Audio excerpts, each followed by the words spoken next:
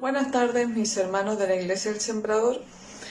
Vamos a seguir con nuestro discipulado y estamos viendo qué es el pecado y algunas consecuencias del pecado. Durante todas estas semanas hemos visto las consecuencias del pecado y el día de hoy nos toca ver si el pecado nos condena.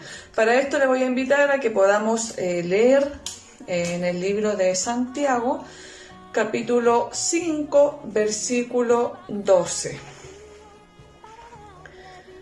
Dice así su palabra: pero sobre todo, hermanos míos, no juréis ni por el cielo, ni por la tierra, ni por ningún otro juramento, sino que vuestro sí sea sí y vuestro no sea no, para que no caigáis en condenación. Si bien aquí en el libro de Santiago vemos un tipo de condenación, me refiero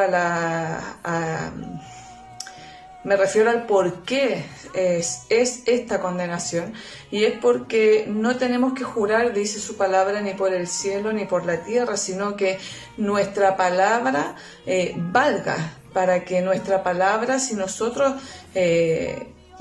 podemos decir yo juro o yo prometo que hoy día almorcé, que hoy día fui a trabajar, que hoy día cuidé a los niños. Yo puedo ver y hacer lo que ya hice, ya jurar por lo que ya hice, pero yo el día de mañana no lo sé.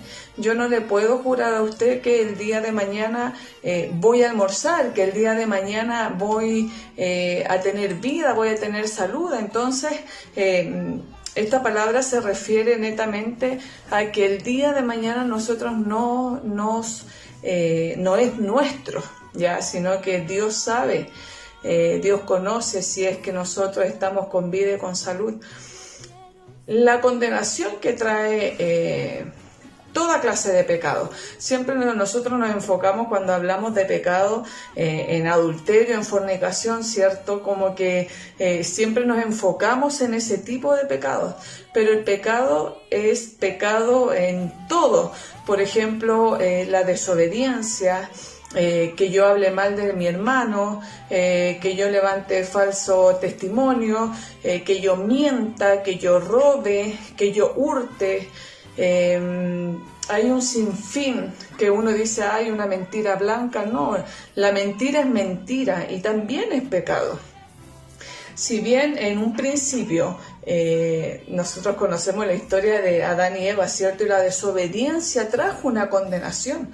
La desobediencia que ellos cometieron al comer este fruto trajo la condenación de que Dios los sacó del huerto, ¿cierto? Y les dijo a ella que pariría con dolor y a él que con el sudor de su frente iba a tener alimento. Dios en el principio era un Dios muy severo, era un Dios que cortaba por lo sano, digámoslo así, y recordaba, mientras hacía este estudio, recordaba en el tiempo diluviano, recuerde que el pecado era tanto sobre la tierra que Dios se hastió de esto. Entonces mandó a Noé a que hiciera un arca, y nosotros conocemos toda la historia, ¿cierto? Y Dios destruyó al hombre a causa del pecado. Dios destruyó al hombre y a la mujer por el pecado. Esta fue la condenación que trajo a la vida del ser humano. Y después, posteriormente, cuando el pueblo de Israel estaba ya desenfrenado, ya Dios lo había libertado, ¿cierto? Con Moisés, y le dice a Moisés, voy a quitar este pueblo y te voy a dar un pueblo nuevo. Dios era muy tajante en lo que es el pecado. Él no tiene unión con el pecado.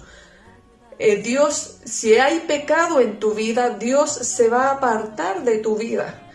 Porque uno está prefiriendo el pecado en la vida cotidiana de uno.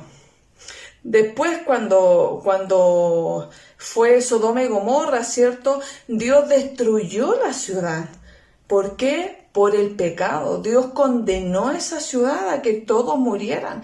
Y si hubiese un justo, a ese justo libertó junto a su esposa, a sus hijas. Y bueno, su esposa quedó ahí a medio camino, pero Dios es justo, Dios es fiel, pero también es una persona que no camina de la mano con el pecado. El pecado no va con él. Lo que nosotros, el bien que tenemos hoy en día, es que el pecado a nosotros sí nos aparta de Dios. El pecado a nosotros nos quita autoridad. El pecado a nosotros nos quita gracia del cielo, esa gracia que Dios te entrega. El pecado la va quitando también, nos va apartando del Señor, del lado de nuestro Dios.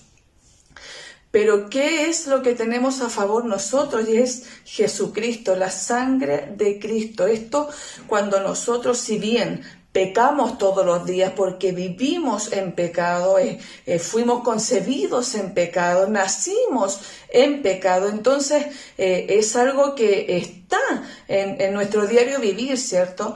Pero si nosotros tenemos un pecado, por ejemplo, la mentira, y nosotros mentimos y mentimos y mentimos y mentimos y volvemos a mentir, y le decimos a Dios, pucha, perdóname, pero lo volvemos a cometer, Dios también se hastía de esto, Dios también se aburre de esta vaivén, ¿cierto? De que nosotros sí, hoy día sí, no, hoy día no, hoy día sí queremos, mañana no queremos. Entonces, que tú sí seas así es que yo sí voy a seguir a Cristo, en que yo sí voy a dejar este pecado, en que, Señor, cuando dicen que fin de año uno empieza a prometer tantas cosas a Dios, en ese abrazo que uno le da a Dios, le dice, Dios mío, este año te voy a servir, este año voy a ser mejor, este año voy a hacer esto, y empezamos a prometerle al Señor, sabiendo el Señor que muchas de esas promesas no las vamos a cumplir. Él nos conoce y Él sabe lo que tiene nuestro corazón.